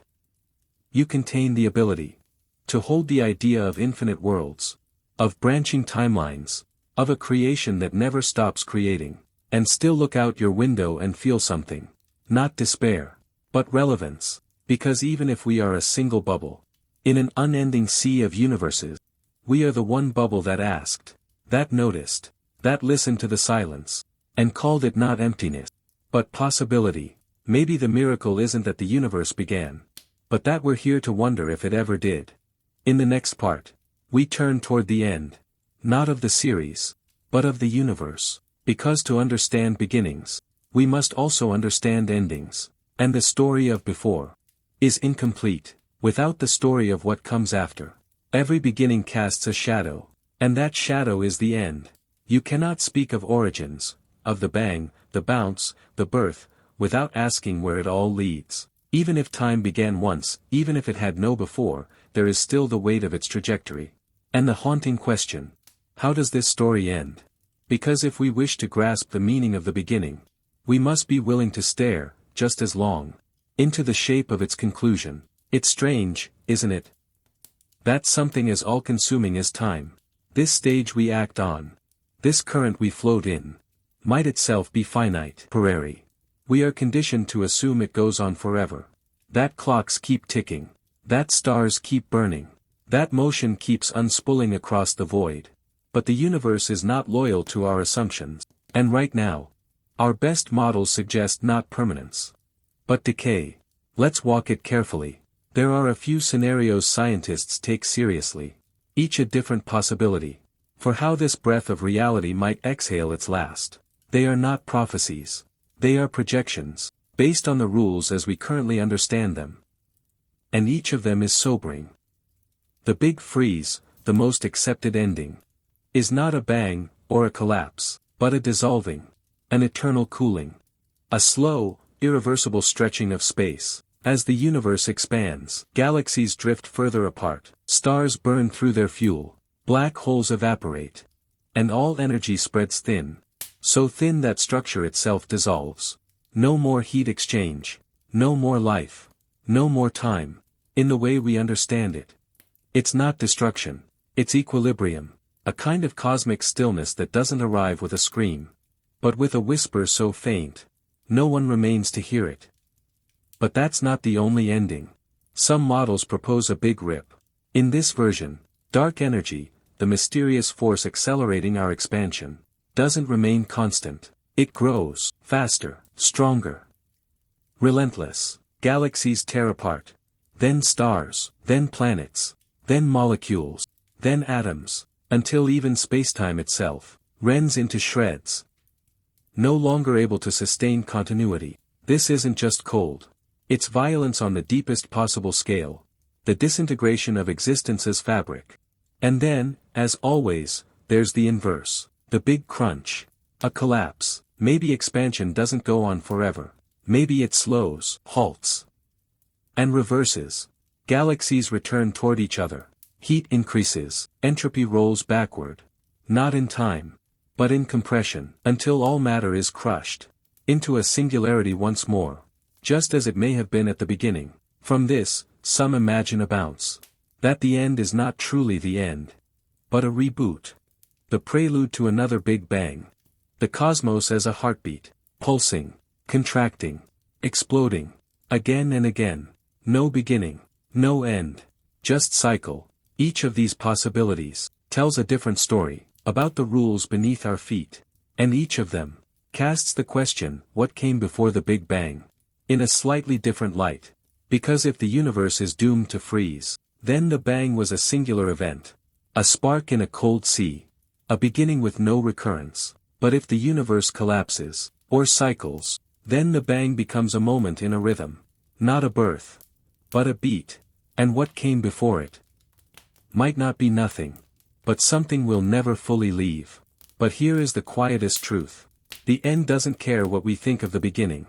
It arrives whether we understand, whether we're ready, whether we exist to see it or not. And in that knowledge, a different kind of question emerges. If the end is guaranteed, why do we search for beginnings at all? Maybe it's because we believe that somewhere in the seed of origin is the instruction for how to live. Before the last page turns, maybe we believe that knowing how things start gives us control over how they fade. But the universe has no moral arc, no narrative spine, no interest in our philosophy. It continues, and it decays. It blazes, and it silences. It builds, and it forgets. It is a machine that does not care what it creates. And it has no memory of our names. But we remember. We remember stars that no longer shine. We remember the heat that no longer burns. We remember stories that were told before the dust settled. And maybe that's what makes us different. Not that we last, but that we remember. That we won't. If the Big Bang was a beginning, and the Big Freeze is the end, then what are we? We are the interval, the brief span of time, where consciousness arose, between two voids. The firefly moment, where the universe looked at itself, and didn't know what it was seeing, only that it needed to ask. So here we are, trapped between a silence that came before, and a silence that waits ahead, and what we do in this narrowing hour, asking, building, hurting, wondering, is all the meaning that may ever exist, not because it's eternal, not because it's scripted, but because it's real, right now, and soon. It won't be. There's a line, somewhere deep in the spiral of thought, where science stops being a search for facts, and becomes a search for peace. We look for beginnings, because we're afraid the ending will erase us. We imagine cycles, because we want to believe we'll return. But maybe there's no return, maybe this is the only loop we're ever going to get. Not cosmological, psychological. You were here. You asked. And that was enough. In the next part, we step outside the edge of endings, not to escape them, but to ask something stranger. What if time itself was never linear to begin with? What if our entire way of thinking, of before, during, and after, is the last illusion to fall? There's something deeply comforting about a line, a beginning, a middle, an end, left to right, before to after. It is the shape we impose on everything, from the lives we live, to the stories we tell, to the way we imagine the entire universe unfolded. Time, to us, feels like a string stretched taut, pulled from birth toward death, from event to event, from the first atoms trembling to the last entropy-slowed breath of the cosmos. But what if it isn't? What if time, the thing we swear we know best, the thing we count, obey, measure, is not a line at all?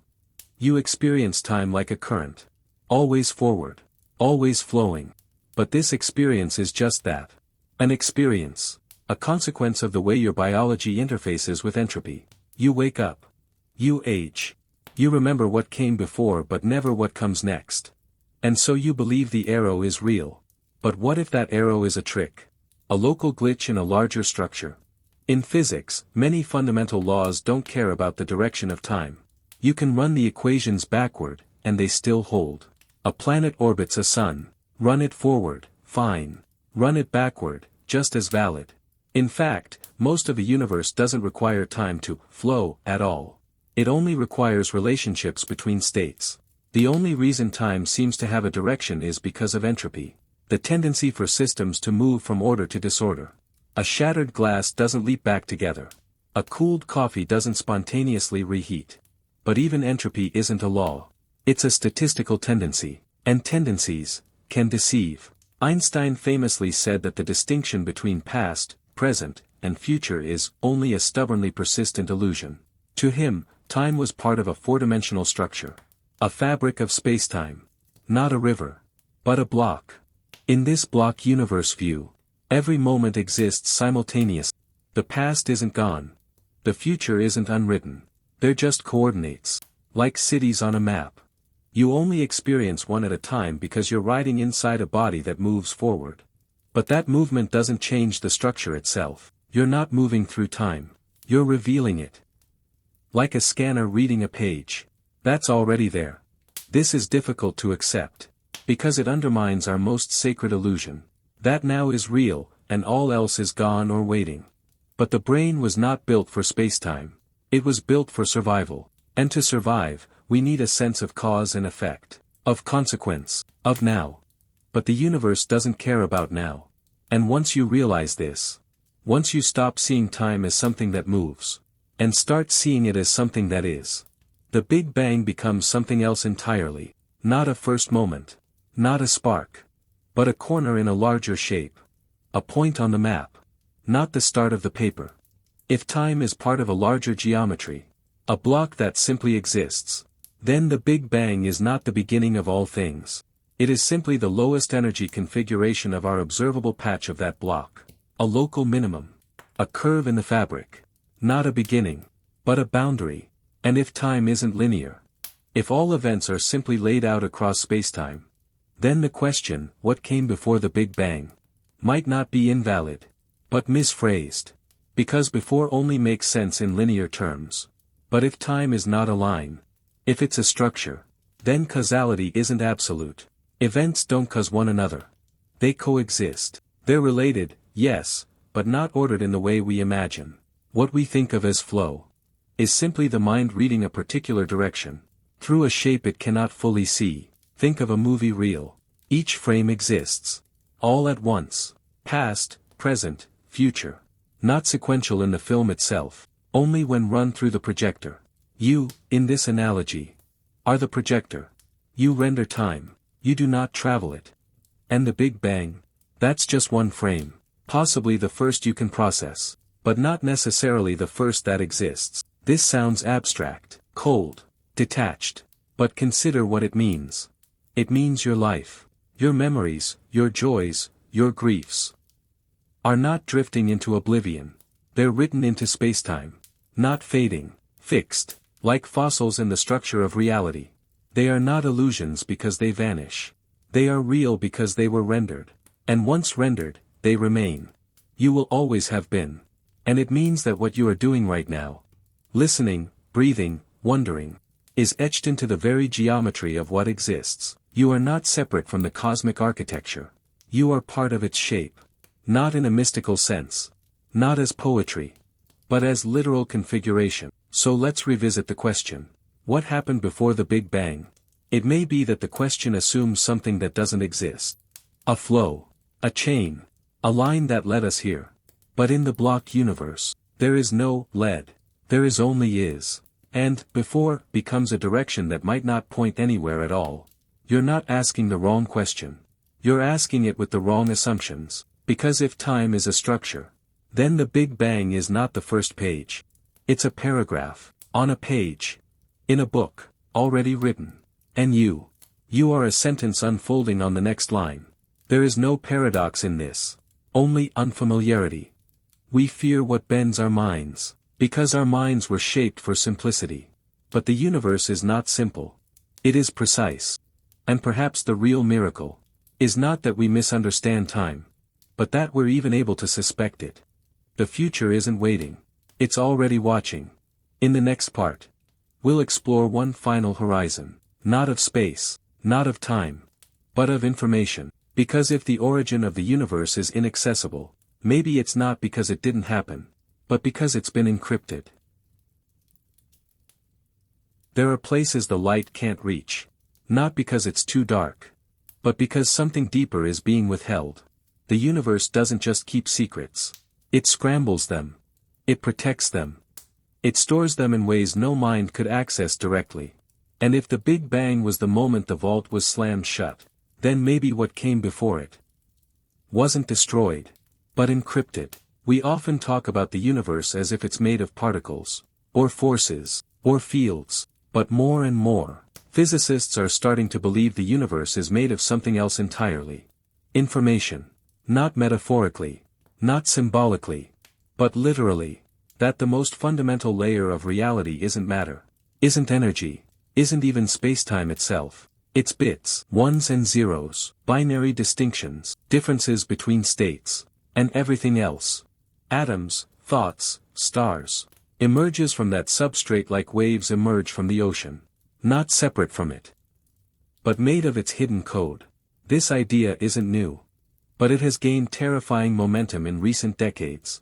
It began, in part, with black holes. Black holes were once thought to be cosmic erasers. Objects so dense that they swallowed all matter, all energy, and all information, into a singularity with no way back out. But that violated something sacred. A rule not written in space, but in logic. Information cannot be destroyed. In physics, this is called unitarity. Every state must come from a prior state. If information could vanish, then causality, the chain of events, would break. So when Hawking showed that black holes evaporate, but carry no sign of what they consumed, he set off the black hole information paradox, a wound in the structure of understanding. But then something strange happened. Physicists realized the surface of a black hole, its event horizon, seemed to encode the information inside it. Not in 3 dimensions, but in 2. The area of the horizon, not the volume of the interior, determined how much information the black hole could contain. This was shocking. It suggested that 3-dimensional information could be represented on a 2-dimensional surface, and this led to something even bigger. The holographic principle. It's as strange as it sounds. It says that the universe we live in, with all its height, width, depth, and flow, might be a projection of information encoded on a distant boundary. That spacetime itself is a kind of rendering, an emergent simulation from a deeper, flatter layer we cannot access. You don't live inside the real universe. You live inside its mathematical shadow, the display, not the mechanism. And if that's true, then the Big Bang wasn't a singular moment of creation.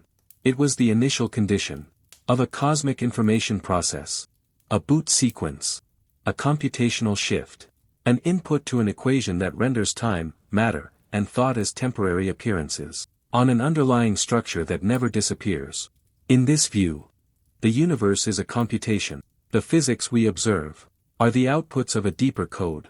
And the question, what happened before the Big Bang, becomes a question not of events, but of access. Because if the Big Bang encrypted the initial state of this computation, then what came before it might still exist, but behind a firewall of causality, a locked partition of the cosmic hard drive, that we can't boot into from here. Not because it was erased, but because we don't have the right key. Consider this.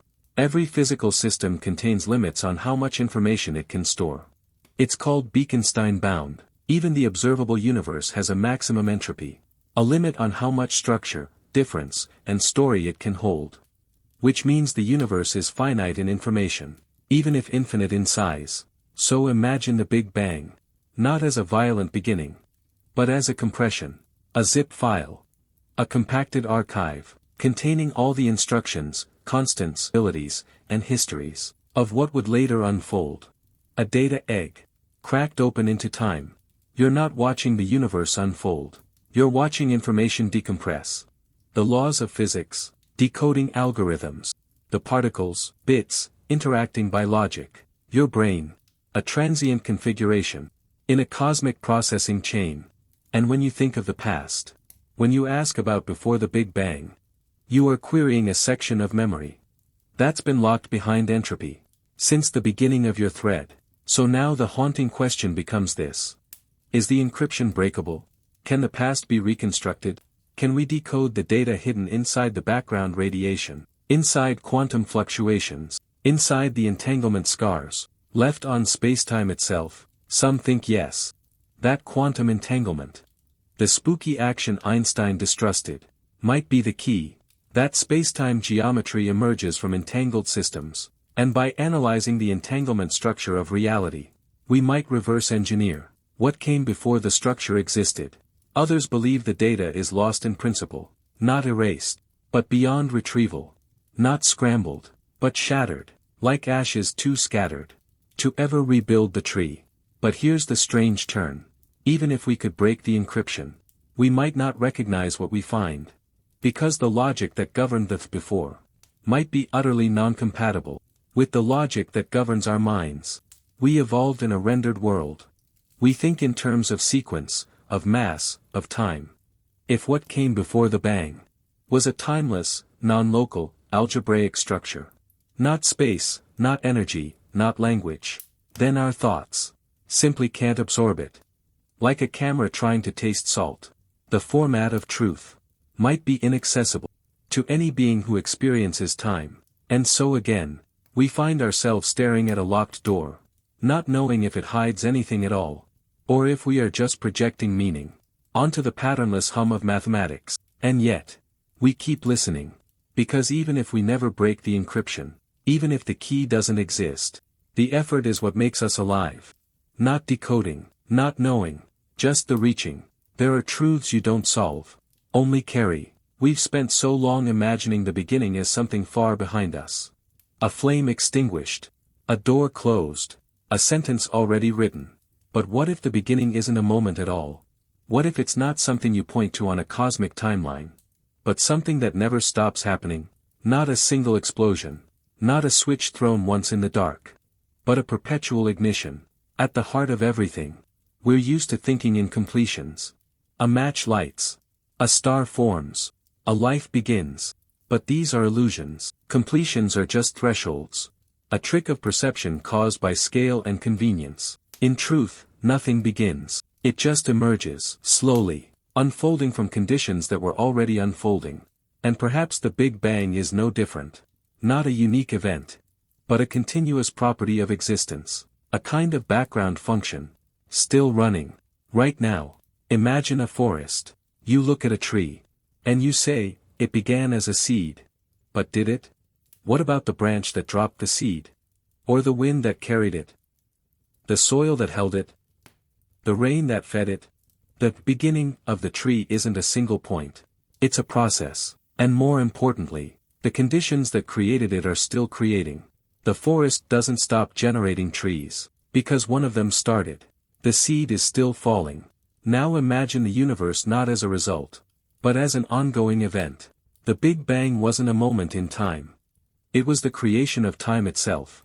And time, ever since, has been a product of that creation, not a container for it. So the bang isn't over. It never was. It's not past tense. It's happening, right now, everywhere, in every movement, in every fluctuation, in every tick of your heart. You're not living in the aftermath of creation, you're inside it. There's something profound here. Because it changes how we relate to our own existence. If the universe is still beginning, then so are you. Not metaphorically, not spiritually, literally. The atoms that make you are still participating in the grand unfolding. The entropy of the cosmos is still building complexity, and you are a local structure. In that expansion, you are the present tense of the bang. Quantum cosmology supports this in strange ways.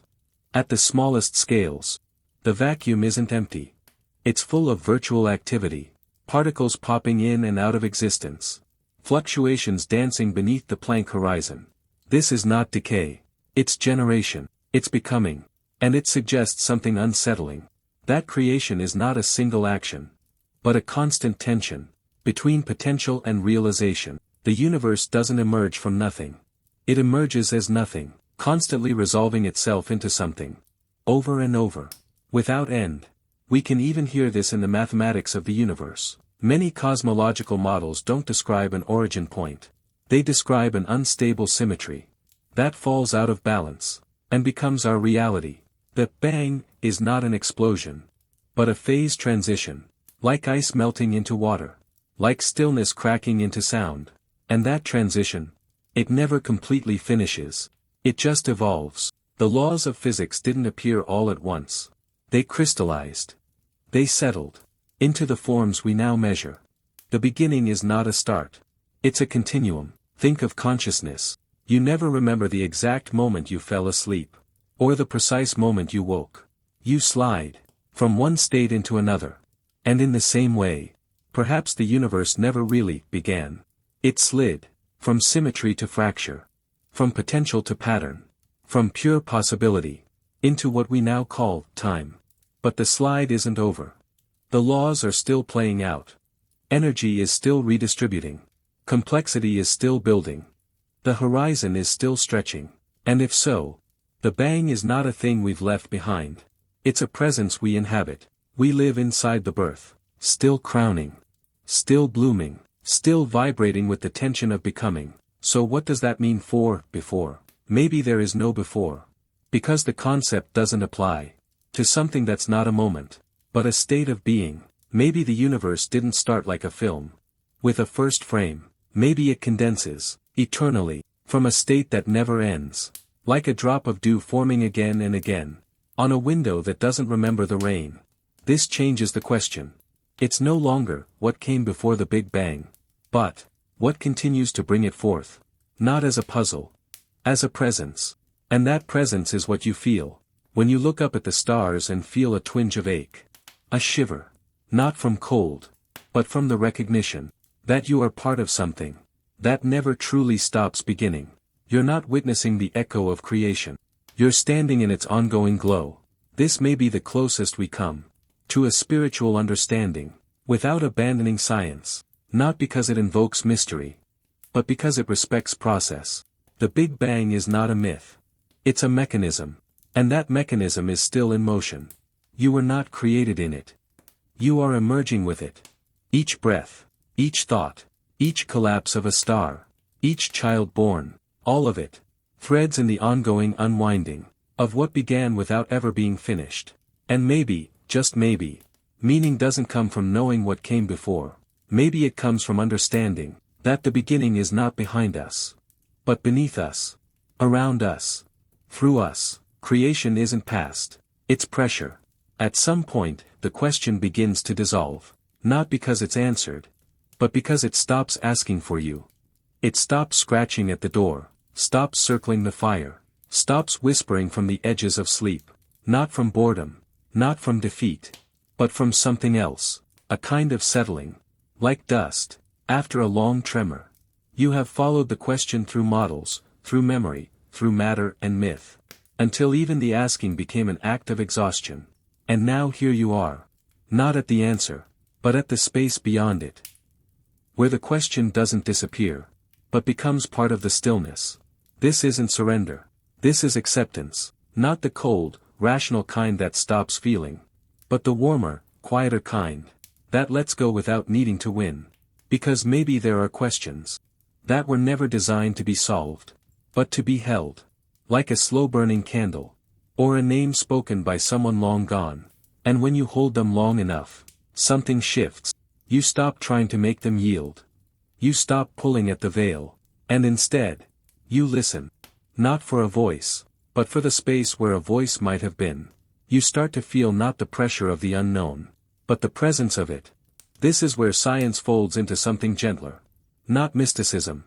Not fantasy. But a kind of disciplined quiet.